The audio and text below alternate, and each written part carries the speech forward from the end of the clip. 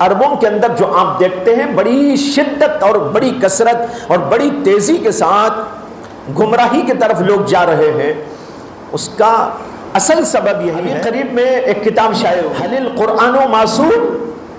کیا قرآن کوئی معصوم کتاب ہے؟ یہ کتاب بڑی کثرت کے ساتھ عربوں میں پھیلی ہوئی ہے۔ اس قسم کا جو بھی کام دنیا میں کیا جا رہا ہے اسلام کے خلاف، اس کے سلسلے میں ہم متوجہ ہوں اور لوگوں کو ان کے صحیح عقیدے اور صحیح نظریات بتانے کی کوشش کریں۔ یہ علماء کے فرائض میں سے ایک فریضہ ہے۔ اور مستشرقین نے آج سے تقریباً 300-400 سال پہلے یہ جنگ بڑے پیمانے پر چھیڑی اور اسلام کے خلاف اتنا مواد تیار کیا کہ ہم اس کا تصور بھی نہیں کر سکتے، اور انہوں نے یہ مواد پھیلا دیا پورے عالم کے اندر مختلف زبانوں میں، انگریزی زبان میں، فرانسیسی زبان میں، عربی زبان میں اور زبانوں میں۔ یہ اللہ کا بہت بڑا فضل ہے کہ اردو زبان میں ان کا ذخیرہ نہیں آیا ہے، آیا ہو تو اکا دکا، لیکن زیادہ تر ان کی کتابیں اردو میں نہیں آئی۔ لیکن انگریزی وہ ان کی زبان ہے، فرانسیسی میں لکھنے والوں نے بہت لکھا ہے، اور پھر عربی کے اندر لکھنے والوں نے بھی لکھا، اور بعض لوگوں نے عربی کے اندر ٹرانسلیٹ کر کے اس کو پھیلایا، اور عرب ممالک کے اندر بڑی کثرت کے ساتھ ان کا مواد پھیلا ہوا ہے، جس کا نتیجہ یہ ہے کہ لوگوں کے عقیدے خراب، نظریات خراب، اسلام کے بارے میں تشکیک پیدا ہو گئی ہے۔ تو مسلمان اپنے آپ کو مسلمان کہتا ہے، لیکن ان کی کتابیں پڑھنے کے بعد اس کے عقائد خراب ہو چکے ہیں، نظریات اس کے برباد ہو چکے ہیں۔ وہ اپنے آپ کو مسلمان کہتا اور کہلاتا ہے، لیکن اس کے باوجود وہ مسلمان نہیں ہے حقیقت کے اعتبار سے، اس لیے کہ ذہنی طور پر وہ مرتد ہو چکا ہوتا ہے۔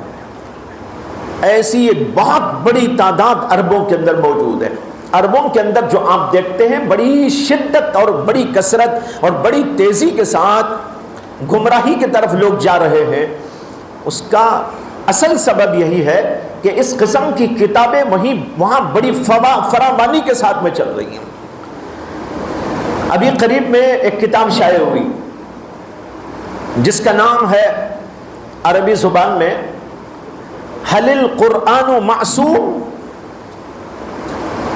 ذرا عنوان ہی دیکھ کر آدمی چونک جائے۔ هل القرآن معصوم؟ کیا قرآن کوئی معصوم کتاب ہے؟ کیا اس کے اندر غلطیاں نہیں ہیں؟ کیا اس کے اندر جو ہے خطائیں نہیں ہیں؟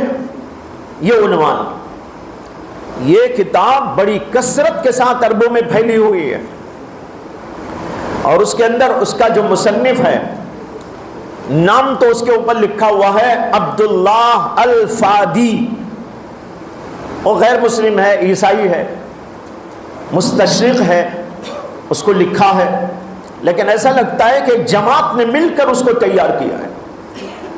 اس کے اندر اس نے کئی فصلیں قائم کی، میرے پاس موجود ہے یہ کتاب، کئی فصلیں قائم کی۔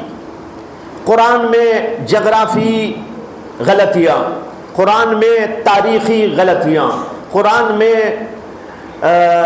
اخلاقی غلطیاں، فلاں قسم کی غلطیاں، فلاں قسم کی غلطیاں، اور اس کے اندر ایک فصل اس نے یہ بھی لکھی ہے کہ قرآن کے اندر جو ہے لغوی غلطیاں،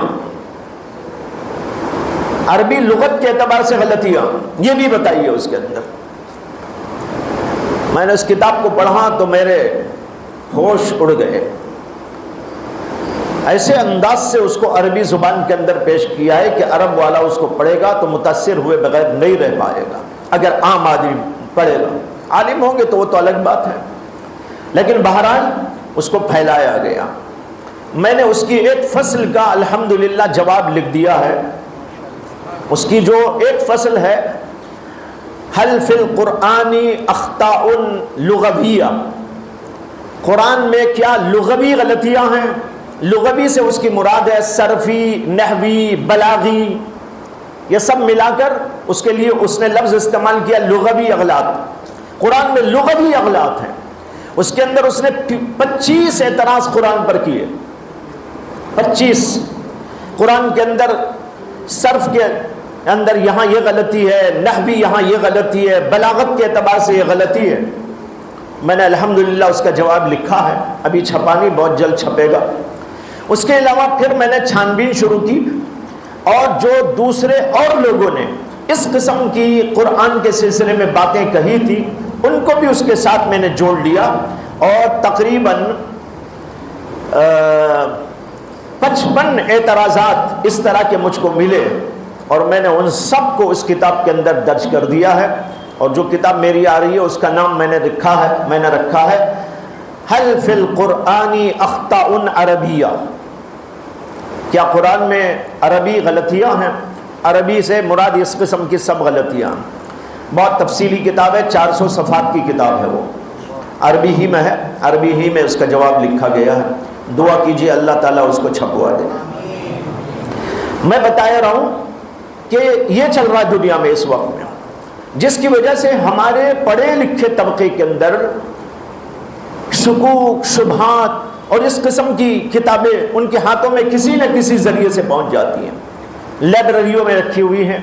ایک آدمی جاتا ہے لائبریری میں مطالعہ کرنے بیٹھتا ہے، کتابیں چھانتا ہے، ادھر ادھر دیکھتا ہے، اسلام کے مطابق کچھ پڑھتا ہے تو اس کو کتاب مل جاتی ہے. ایسی کتابیں پڑھ پڑھ کر بہت سارے لوگ ذہنی اعتبار سے مرتد ہو چکے ہیں. بھائیوں، اس زمانے میں یہ بھی ایک بہت ہی اہم ترین کام ہے کہ ہم مستشرقین نے جو کچھ اب تک کر دیا ہے اس سلسلے میں ہم متوجہ ہوں. سب سے پہلے علامہ شبلی نے اس کی جانب علماء کو متوجہ کیا تھا، اسے کہ عام طور پر علماء چونکہ انگریزی زبان نہیں جانتے، یہ کتابیں انگریزی میں پھیلتی ہیں، تو سب سے پہلے علامہ شبلی صاحب نے اس کی طرف متوجہ کیا تھا، اور ان کا ایک مقالہ مستقل طور پر اس سلسلے میں موجود ہے.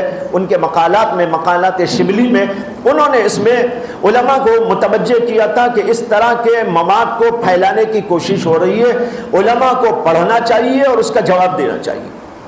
میں نے 1-2 سال پہلے ایک ضرورت سے مستشرقین نے جو کام کیا اس کو دیکھا اور اس کو پڑھنے کی کوشش کی تو میں حیران رہ گیا.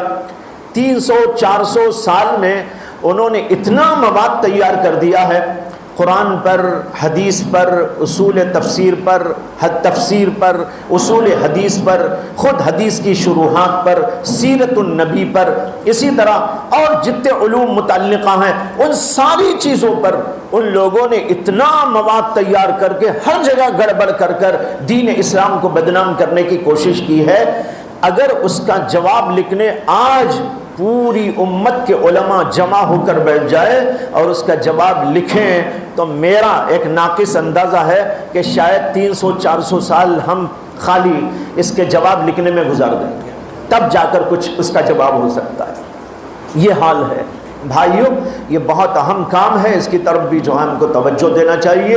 یہ بھی ہدایت والا ایک پہلو ہے کہ اس قسم کا جو بھی کام دنیا میں کیا جا رہا ہے اسلام کے خلاف، اس کے سلسلے میں ہم متوجہ ہوں اور لوگوں کو ان کے صحیح عقیدے اور صحیح نظریات بتانے کی کوشش کریں.